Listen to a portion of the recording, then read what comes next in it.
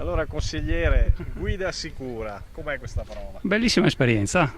Sì, bisogna stare molto attenti, però è piacevole sicuramente, è utile per imparare anche per le giovani generazioni un attimo una guida un po' più tranquilla e rilassata. E sicuramente questa è proprio una sensazione di correre e viaggiare sul ghiaccio, quindi un po' di attenzione e capacità anche di così dosare attentamente l'acceleratore è sicuramente importante. Con la mia proposta in Consiglio regionale, la proposta di legge chiaramente che è stata approvata ancora nei primi anni di legislatura, abbiamo dato anche tutta una serie di opportunità agli enti locali, ai comuni in primis, di fare ovviamente tutta una serie di iniziative coinvolgendo le scuole, coinvolgendo i giovani, sapendo quanto è importante cercare di sensibilizzare i giovani chiaramente da età prima della guida, e questo con le scuole è stato fatto sicuramente in maniera significativa, come è stato fatto anche con le scuole guida, che hanno dato un importante supporto da questo punto di vista di queste iniziative. Oggi chiaramente con le scuderie Palladio è un altro momento di insegnamento per questi giovani. Io faccio parte del gruppo di Rally Italia Talent, riteniamo che questa sia un'iniziativa veramente interessante perché senza nessuno sforzo, senza nessun rischio si insegna alla gente ad andare sul ghiaccio, o perlomeno gli si fa provare la sensazione di quello che è il ghiaccio.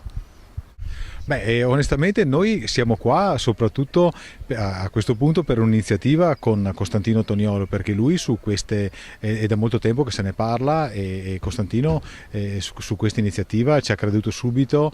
Lui aveva addirittura mandato da noi giù nella selezione che abbiamo fatto in Friuli Venezia Giulia, ha mandato delle persone a vedere quello che succedeva, e quando noi gli abbiamo fatto la proposta lui l'ha accettata veramente con molto entusiasmo. Ma lui è molto per il discorso automobili e sicurezza, è una persona che ci crede molto e che ci vede molto lontano.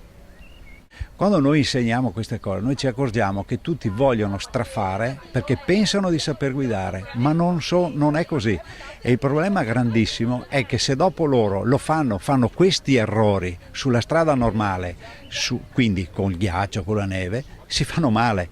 E quindi il discorso propedeutico è questo, che se cominciassero i ragazzini, anche dai 16 anni in su, che hanno la possibilità di guidare, fare degli esercizi simili o in circuito o anche nelle piazze, ma insegnarli, secondo me sarebbe una cosa che anche a livello così, anche per le assicurazioni stesse, sarebbe un bel guadagno, e tutti secondo me ne guadagnano in salute, perché uscire di strada non va mai bene.